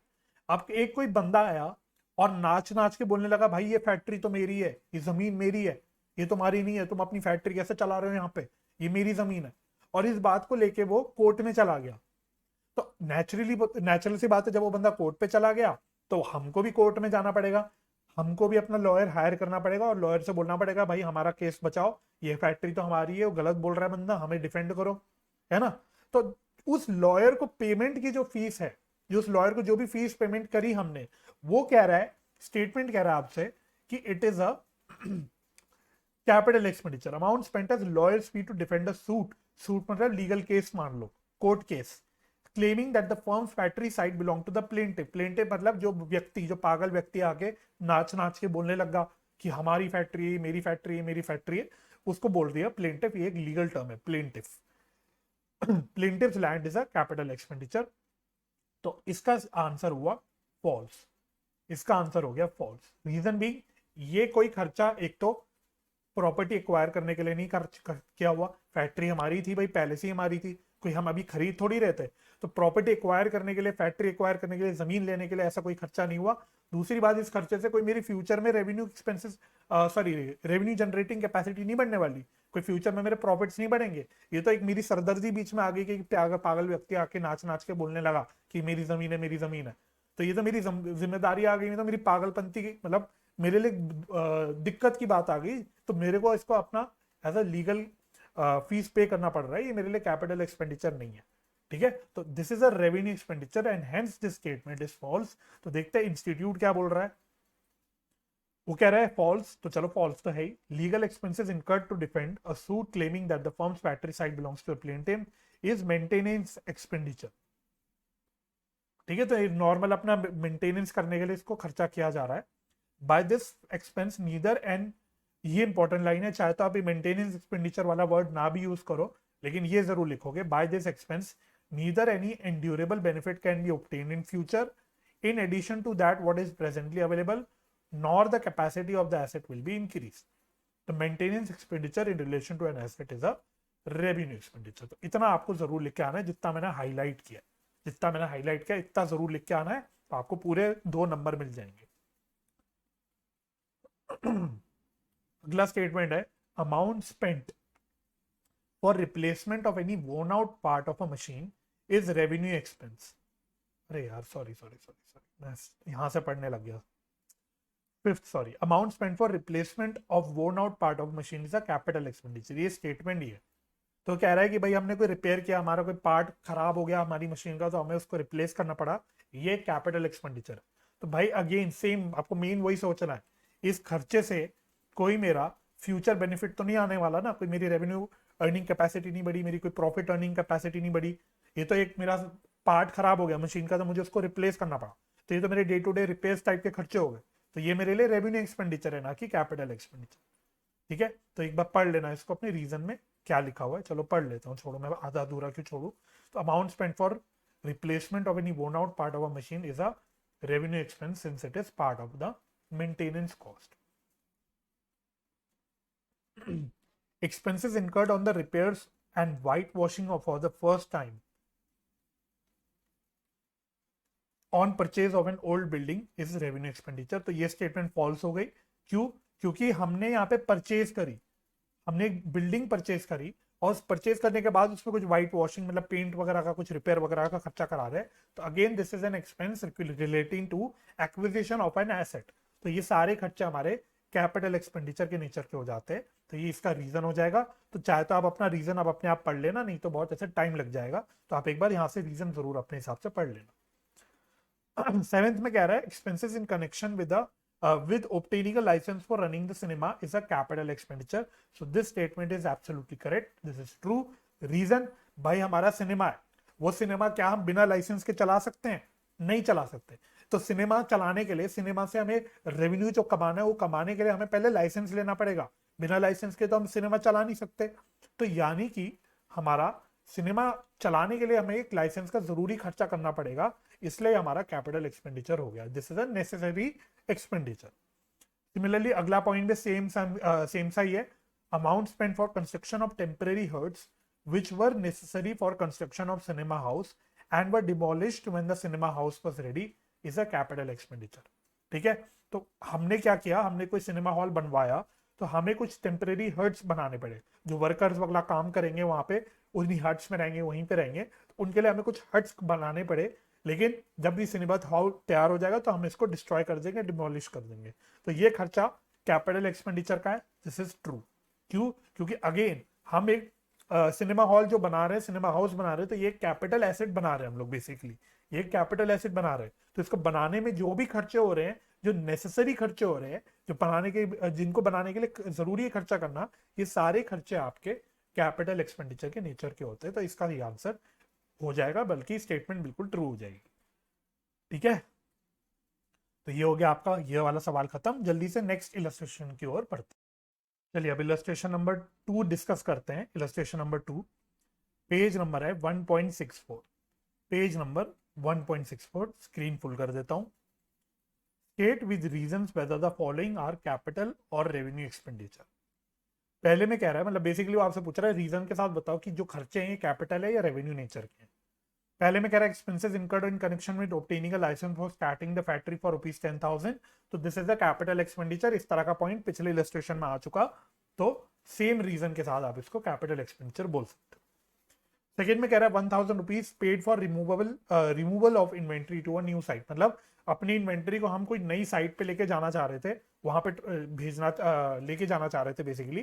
तो वो जो पैसे हमने खर्च किए for this removal of inventory, ये एक कौन सा नेचर का खर्चा हुआ? तो इसका आंसर है रेवेन्यू नेचर का खर्चा है. क्यों? क्योंकि इससे कोई हमारी अर्निंग कैपेसिटी नहीं बढ़ेगी, कोई हमें लॉन्ग टर्म बेनिफिट नहीं मिलने वाला. इससे हमारी कोई रेवेन्यू नहीं बढ़ेगी, कोई प्रोडक्शन कैपेसिटी कुछ भी नहीं बढ़ने वाला. तो इससे हमें कोई लॉन्ग टर्म बेनिफिट नहीं मिलने वाला. सो this is a revenue expense.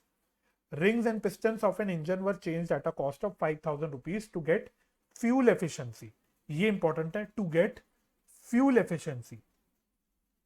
यानी कि रिंग्स एंड पिस्टन्स. अब रिंग्स एंड पिस्टन्स क्या होता है? कुछ होता होगा इंजन के कुछ पार्ट्स, पुर्जे वगैरह कुछ होते होंगे. तो उसको हमने चेंज किया, जिससे क्या हुआ कि हमारी फ्यूल एफिशिएंसी बढ़ गई. फ्यूल एफिशिएंसी बढ़ने का मतलब क्या हुआ कि हमारी फ्यूल की कहीं ना कहीं आप कह सकते हो कॉस्ट कम होने वाली है. तो हमारी कॉस्ट बेनिफिट होने वाला है हमें कुछ. तो कॉस्ट का बेनिफिट होने से हमें कुछ प्रॉफिट्स हमारे बढ़ जाएंगे, हमारी प्रॉफिट अर्निंग कैपेसिटी बढ़ जाएगी. सो this is a capital expenditure. अब फोर्थ पॉइंट जो है, इसके आंसर से मैं एग्री नहीं करता इंस्टीट्यूट के साथ, फिर भी मैं पढ़ ले रहा हूं. तो इसके इंस्टीट्यूट के आंसर के साथ मैं तो एग्री नहीं करता. तो पढ़ते हैं क्या बोल रहा है. मनी पेड टू महानगर telephone Nigam limited MTNL ₹8,000 for installing telephone in the office. तो बेसिकली हमने कुछ टेलीफोन इंस्टॉल किया और उसके लिए हमने कुछ इंस्टॉलेशन के खर्चे किए. तो भाई प्रैक्टिकली जो टेलीफोन वगैरह जो खर्च खरीदे जाते, ये हम लोग प्रैक्टिकली ऑफिस इक्विपमेंट में डेबिट करते हैं. ऑफिस इक्विपमेंट बोलते ही मतलब क्या हुआ, ये एक फिक्स्ड एसेट में डेबिट करते हैं. तो दैट मीन्स, अब मैंने आपसे क्या बोला, फिक्स्ड एसेट एक्वायर करने के लिए कोई भी खर्चा जो भी किया जाता है, इंस्टॉलेशन खर्चा जो भी है, ये सारा कैपिटलाइज होता है, कॉस्ट में ऐड हो जाता है. तो this should be a capital expenditure as per me. अब इसमें इंस्टीट्यूट क्या लिखना चाह रहा है मेरे को तो समझ नहीं आ पाया, unfortunately, I am sorry to say. क्योंकि प्रैक्टिकली ऐसी चीज ना मैंने कभी देखी ना कभी पढ़ी। वो कह रहा है मनी डिपॉजिटेड विद एमटीएनएल। पहली बात, ये डिपॉजिट तो हुआ ही नहीं। डिपॉजिट वर्ड यूज करना अलग है, क्योंकि जो डिपॉजिट होता है वो एक अलग होता है। सिक्योरिटी डिपॉजिट हमें प्रैक्टिकली करना पड़ता है कोई भी टेलीफोन या कोई कनेक्शन लेने के लिए, तो that is a separate thing, this is not a money deposited. तो इन्होंने कहीं नहीं बोला था स्टेटमेंट में, इन्होंने मनी पेड बोला था। अब यहाँ पे इसको मनी डिपॉजिटेड क्यों बोल रहे हैं भगवान जाने। एनीवे वो कह रहे हैं with MTNL for installation of telephone in office is not expenditure. ठीक है, तो हाँ, दिस इज नॉट एक्सपेंडिचर, मतलब वो कह रहे हैं खर्चा नहीं है। Okay, this is treated as an asset. Asset की तरह ट्रीट करते हैं, तो मैंने भी बोला, मैंने भी सेम चीज करी कि भाई ये ऑफिस इक्विपमेंट में जाता है, एंड अल्टीमेटली ऑफिस इक्विपमेंट एक एसेट होता है। And the same is adjusted over a period of time against actual telephone bill. भाई ऐसा तो मैंने प्रैक्टिकली ना कभी पढ़ा ना कभी देखा, मुझे नहीं पता, ऐसा कभी मैंने नहीं देखा।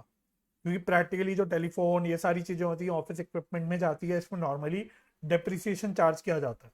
तो ये अगेंस्ट टेलीफोन बिल और क्या क्या लिखना चाह रहे हैं, तो मेरे को तो समझ नहीं आया। दिस इंस्टीट्यूट ओनली नोज कि वो क्या कहना चाह रहा है। तो मैं तो इनकी स्टेटमेंट से एग्री नहीं करता अनफॉर्चुनेटली। लेकिन अगर सवाल ये वाला पॉइंट डाल दिया इन्होंने इंस्टीट्यूट ने एग्जाम में, और इस पॉइंट पे अगर इन्होंने गौर नहीं किया अपने आप से, तो वो सजेस्टेड आंसर में यही पॉइंट डालेंगे। ठीक है, तो आप एक बार पढ़ के एक बार देख लेना, अगर इस तरह का पॉइंट आ जाए आपके एग्जाम में तो इस तरह की लैंग्वेज कुछ लिख के आ जाना। लेकिन टेक्निकली मेरे हिसाब से गलत है ये, I don't agree with this. चलिए, फिफ्थ में कह रहा है factory shed was constructed at a cost of 1 lakh rupees, the sum of rupees 5,000 had been incurred in the construction of temporary huts for storing building material। तो ये again same point हो गया, इस तरह का पॉइंट पिछले क्वेश्चन में भी था।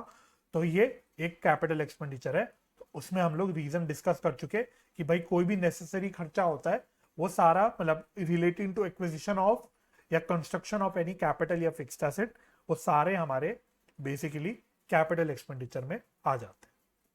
ठीक है, तो इसके साथ ये इलस्ट्रेशन 2 भी खत्म हुआ। जल्दी से नेक्स्ट इलस्ट्रेशन की ओर बढ़ते हैं। चलिए जल्दी से हम लोग इलस्ट्रेशन नंबर 3 डिस्कस करते हैं। आ जाओ जी।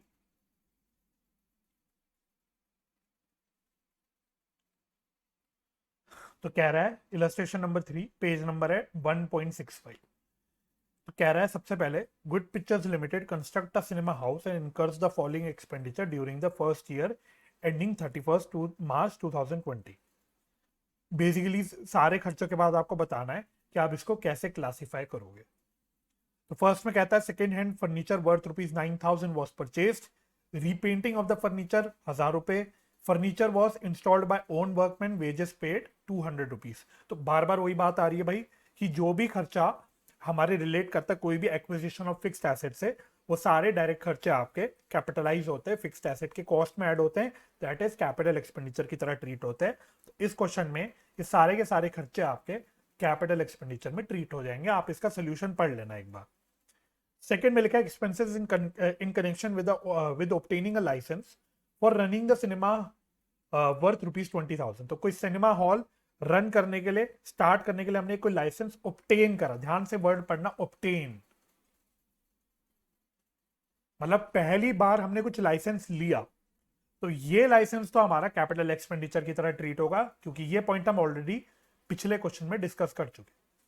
ठीक है, अब आगे एक नया पॉइंट आ रहा है, वो कह रहा है during the course of the year the cinema company was fined ₹1,000 for contravening rules. तो कोई रूल्स का उल्लंघन करने की वजह से कंपनी को कुछ पेनल्टी, कुछ फाइन पे करना पड़ा। तो भाई ये तो आपका दिख के पढ़ के ही समझ आ रहा है कि ये रेवेन्यू खर्चा है। इससे ना ये ना तो कोई नेसेसरी खर्चा है टू एक्वायर द एसेट, साथ ही साथ इससे कोई मेरा कोई इंड्यूरिंग बेनिफिट या लॉन्ग टर्म बेनिफिट या फिर कोई भी रेवेन्यू अर्निंग कैपेसिटी, अर्निंग या प्रॉफिट अर्निंग कैपेसिटी कुछ भी नहीं बढ़ने वाली। तो एक फालतू सा खर्चा है, सिर्फ एक फाइन, तो ये आपका रेवेन्यू एक्सपेंडिचर होगा। आगे जो वो कह रहा है, वो कह रहा है renewal fee of ₹2,000 for next year also paid. तो जो रिन्यूअल फी होती है ना, ये आपकी नॉर्मल रेवेन्यू नेचर की होती है। तो जब ऑब्टेन, पहली बार ऑब्टेन करने के लिए जो फी पे करी, that is your capital expenditure. लेकिन जो रिन्यूअल फी है वो आपकी नॉर्मल रेवेन्यू एक्सपेंडिचर की तरह ट्रीट होती है। और दूसरी बात, साल खत्म हो रहा है 31 मार्च 2020 को, रिन्यूअल फी वो कह रहा है नेक्स्ट ईयर के लिए पे करिए, तो भी है तो ये रेवेन्यू एक्सपेंडिचर, बट इसको हम प्रीपेड एक्सपेंस में दिखाएंगे, क्योंकि ये अगले साल से रिलेट करता है, ये रिन्यूअल फी अगले साल से रिलेट करती है, तो इसको हम लोग प्रीपेड एक्सपेंस में दिखाएंगे। थर्ड में कह रहा है fire insurance ₹1000 was paid on 1 October 2019 for 1 year. ठीक है, तो 1 अक्टूबर 2019 को हमने कुछ इंश्योरेंस का खर्चा किया, तो ये तो वैसे नॉर्मल रेवेन्यू एक्सपेंडिचर है, ये तो आप लोगों को पता है, इंश्योरेंस का खर्चा आपका पीएनएल में जाता है। लेकिन इसमें एक पॉइंट और वही नोट करना है, साल 31 मार्च 2020 को खत्म हो रहा है, हमने 1 अक्टूबर 2019 को पे किया इंश्योरेंस फॉर 1 ईयर, तो यानी कि कहीं ना कहीं 6 मंथ्स का जो पेमेंट है, 6 मंथ्स का जो खर्चा है वो यहाँ पे भी प्रीपे हो जाएगा, तो वो प्रीपेड इंश्योरेंस की तरह ट्रीट होगा सिंपली। फोर्थ आपका वही है, तो फोर्थ पॉइंट में इग्नोर कर रहा हूँ, छोड़ रहा हूँ यहाँ पे, क्योंकि वो बिल्कुल सेम पॉइंट है जो हम ऑलरेडी डिस्कस कर चुके पिछले क्वेश्चन। ठीक है, तो this does away with illustration number 3। अब करते हैं हम लोग इलस्ट्रेशन नंबर 4। इलस्ट्रेशन नंबर 4, इसमें पढ़ना क्या कह रहा है क्वेश्चन, वो कह रहा है state with reasons how you would classify the following items of expenditure. तो वही अपना घिसा पिटा क्वेश्चन। तो पहला पॉइंट आप खुद से करना, बिल्कुल हम लोग ऐसा पॉइंट डिस्कस कर चुके हैं अपने पुराने क्वेश्चन में। सेकंड में डिस्कस कर रहा हूं, inauguration expenses of ₹25 lakhs incurred on the opening of a new manufacturing unit is an in an existing business। तो ये पॉइंट वैसे मैं आपके साथ जब हम लोग डेप्रिसिएशन का चैप्टर करेंगे अगेन, वहां पे हम लोग सारे कुछ खर्चे देखते हैं कि क्या खर्चे इंक्लूड होते हैं कॉस्ट में, क्या खर्चे एक्सक्लूड होते हैं। तो वहां पे ये एज पर, बल्कि मैं आपको बता देता हूँ, ये as per accounting standard number 10 चलता है, अकाउंटिंग स्टैंडर्ड नंबर 10। तो जो इनॉग्रेशन खर्चा होता है, कोई इनॉग्रेशन से रिलेटेड जो भी खर्चा होता है, ये एक नेसेसरी खर्चा नहीं है ना, ये नेसेसरी नहीं है भाई। जरूरी थोड़ी है अगर मैं इनॉग्रेशन एक्सपेंस ना करूं, मैं पंडित पंडित को ना बुलाऊं, मैं पार्टी ना करूं कुछ इनॉग्रेशन की, तो ऐसा तो है नहीं ना मैं अपना फैक्ट्री वगैरह यूज नहीं कर पाऊंगा। तो ये कोई नेसेसरी खर्चा नहीं है, इसलिए ये कैपिटल एक्सपेंडिचर की तरह ट्रीट नहीं होता। This is not a part of cost of fixed asset, right. तो दैट मीन्स जो इनॉग्रेशन एक्सपेंस है, ऑल तो लग रहा होगा 25 लाख रुपए का बहुत मोटा खर्चा है कि भाई एक हमने यूनिट, मैन्युफैक्चरिंग यूनिट भी खोला है, यानी एक फिक्स्ड एसेट कहीं ना कहीं पिक्चर में आ रहा है, एक लॉन्ग टर्म एसेट पिक्चर में आ रहा है in an existing business, but this is not a necessary expense, इसलिए ये अल्टीमेटली आपका रेवेन्यू एक्सपेंस की तरह ही ट्रीट होगा। This is not a necessary expense. Third में देखना, compensation of ₹2.5 crores paid to workers who opted for voluntary retirement. तो वैसे मैं आपकी नॉलेज के लिए बता देता हूँ कि वॉलेंट्री रिटायरमेंट क्या होता है, इसको हम शॉर्ट में वीआरएस भी बोलते हैं, वॉलेंट्री रिटायरमेंट स्कीम। इसमें बेसिकली कंपनीज क्या करती हैं, अपने इंप्लॉइज को ऑफर देती है, ऑप्शन देती है, एक वीआरएस स्कीम का ऑफर देती है, जिसमें वो बोलती है एम्प्लॉइज को आप एक काम करो, आपके पास ऑप्शन है, this is an option to you, कि आप अपनी लीगल रिटायरमेंट एज से पहले रिटायर हो सकते हो। तो अगर आप अपनी लीगल रिटायरमेंट एज से पहले रिटायर होते हो, तो हम बदले में आपको कुछ कंपनसेशन पे करेंगे, एक लमसम अमाउंट पे कर लेंगे आपको कंपनसेट करने के लिए।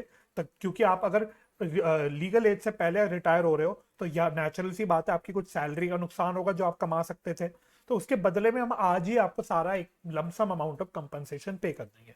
This is known as VRS, voluntary retirement scheme, voluntary retirement compensation.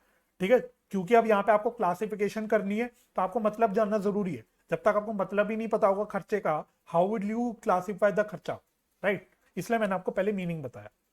अब जो ये कंपनसेशन पे किया, ये कंपनसेशन पे करने से कोई एसेट तो पिक्चर में आ नहीं रहा।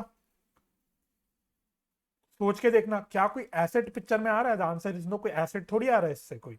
ये तो हम बस इंप्लॉइज को अपना एक लमसम में कंपनसेशन पे कर रहे हैं, तो no asset is coming into picture, कोई लॉन्ग टर्म बेनिफिट नहीं मिलने वाला इसका। तो this is not a capital expenditure, hence this will also be treated as a revenue expenditure. ठीक है, इतना आप लिख लोगे तो मोर देन इनफ है आपके लिए। इलस्ट्रेशन नंबर 5 देखते हैं।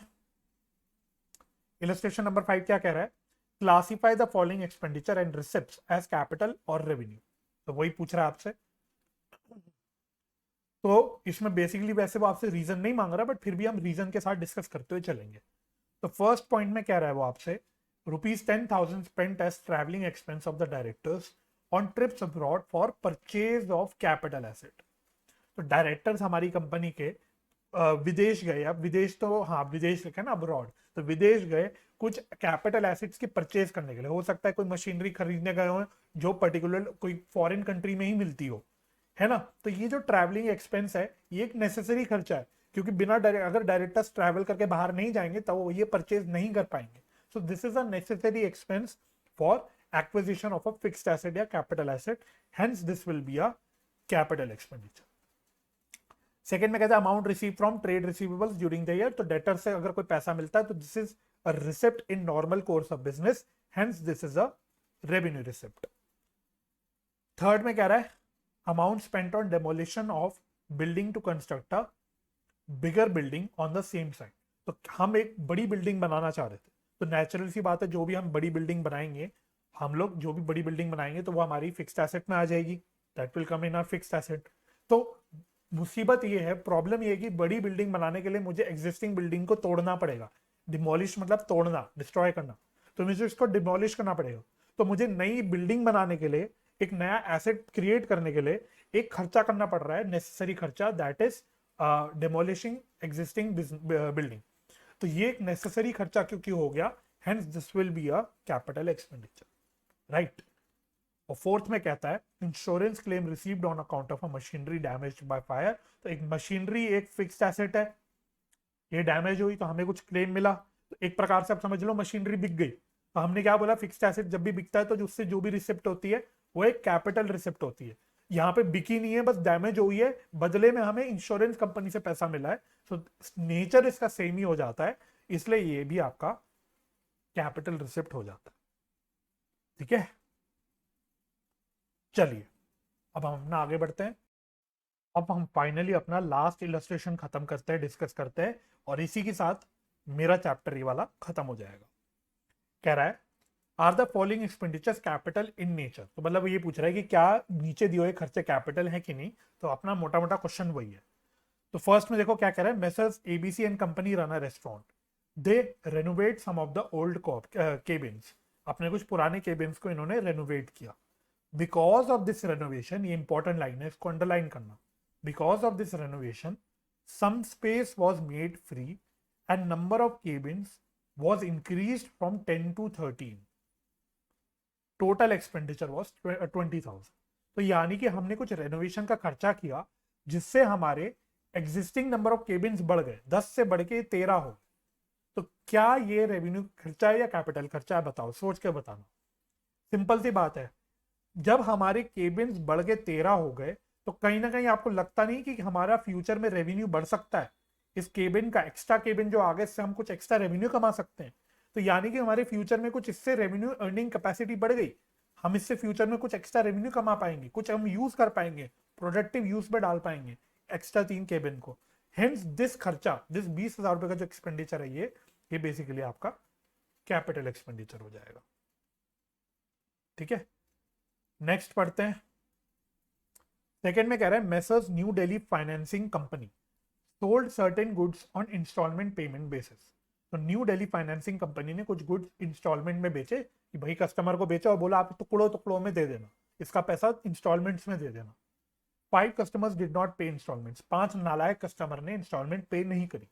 To recover such outstanding instalments the firm spent ₹10,000 on account of legal expenses. तो कुछ लीगल खर्चा करना पड़ा बिजनेस को, कंपनी को, टू रिकवर दिस इंस्टॉलमेंट। तो ये क्या है, क्या इससे कोई मेरा फ्यूचर में बेनिफिट आ रहा है, ये तो उल्टा मेरे लिए एक बोझ है। जिस प्रकार से हमारी फैक्ट्री में एक नालायक बंदा आके नाच नाच के बोल रहा था कि ये फैक्ट्री की ये जमीन मेरी है, तो उसको बचाने के लिए हमें कुछ लॉयर का खर्चा पे करना पड़ा था, तो वो मेरे लिए एक बोझ था। बिल्कुल ऐसे ही ये भी मेरे लिए एक बोझ है। तो इससे मेरा कोई रेवेन्यू नहीं बढ़ने वाला, कोई प्रॉफिट्स नहीं बढ़ने वाले, कोई मुझे प्रोडक्टिव फायदा नहीं होने वाला। तो ये खर्चा आपका रेवेन्यू एक्सपेंडिचर में आ जाएगा। और थर्ड में कह रहा है Messrs Ballabh and company of Delhi purchase the machinery from Messrs Shah and company of Ahmedabad. Messrs Ballab and company spent ₹40,000 for transportation of such machinery. The year ending is 31st December 2019. तो simple है, इतनी बड़ी कहानी का कोई मतलब नहीं, सिर्फ सिंपल वही बात है, कोई भी खर्चा जो डायरेक्टली रिलेट करता है, ये जरूरी खर्चा होता है हमारे एक्विजिशन ऑफ फिक्स्ड एसेट से। ऐसे खर्चों को हम लोग कैपिटलाइज करते हैं, फिक्स्ड एसेट की कॉस्ट में ऐड करते हैं, दैट इज कैपिटल एक्सपेंडिचर की तरह ट्रीट करते हैं, राइट। तो मैंने आपको पहले भी बोला था, फ्रेट, कार्टेज, ट्रांसपोर्टेशन, रिक्शे वाले का भाड़ा, कोई भी ऐसा खर्चा किया जो जरूरी खर्चा था और रिलेट करता था directly to purchase of my asset, ऐसे खर्चे हमारे कैपिटलाइज हो जाएंगे। तो ये जो 40,000 रुपए का जो ट्रांसपोर्टेशन का खर्चा हुआ, ये हमारा कैपिटल एक्सपेंडिचर की तरह ट्रीट होता है। ठीक है, तो ये थे सारा आपका पूरा चैप्टर। ठीक है, तो एक लेक्चर में मैंने पूरा डिवोट करके इस पूरे चैप्टर पे दिया। इंपॉर्टेंट चैप्टर है क्योंकि इससे अगेन मैंने जैसे पहले बोला ट्रू फॉल्स के क्वेश्चन बन सकते हैं। रिमेनिंग जो भी एक्सरसाइज क्वेश्चन हैं, जो भी पीछे के क्वेश्चन हैं, वो आपको खुद से ट्राई करने हैं, दैट इज योर होमवर्क। तो आपको जो भी नीचे एक्सरसाइज या प्रैक्टिस क्वेश्चन जो भी दे रखे होंगे, एक बार उस पर आपको नजर मारना है। ठीक है, तो आई होप ये चैप्टर पूरा आपको समझ आ गया होगा, सारे पॉइंट्स क्लियर हो गए होंगे और आपने इसको पूरी तरह से समझ लिया होगा। तो अगर आपको ये वीडियो लेक्चर हेल्पफुल लगा तो इसको लाइक और शेयर जरूर कीजिएगा। चैनल अगर सब्सक्राइब नहीं किया तो अब उसको सब्सक्राइब कर दीजिएगा। फ्यूचर लेक्चर की नोटिफिकेशन के लिए बेल आइकन भी प्रेस कर दीजिएगा। तो अपना समय देने के लिए बहुत बहुत धन्यवाद, मेरे साथ जुड़ने के लिए बहुत बहुत धन्यवाद। अपना ख्याल रखिए, परिवार का ख्याल रखिए, हंसी खुशी रहिए, एक दूसरे की मदद करते रहिए और पॉजिटिव माइंडसेट से पढ़ाई करते रहिए। मैं आपसे मिलूंगा नेक्स्ट लेक्चर में, तब तक के लिए bye bye and take care.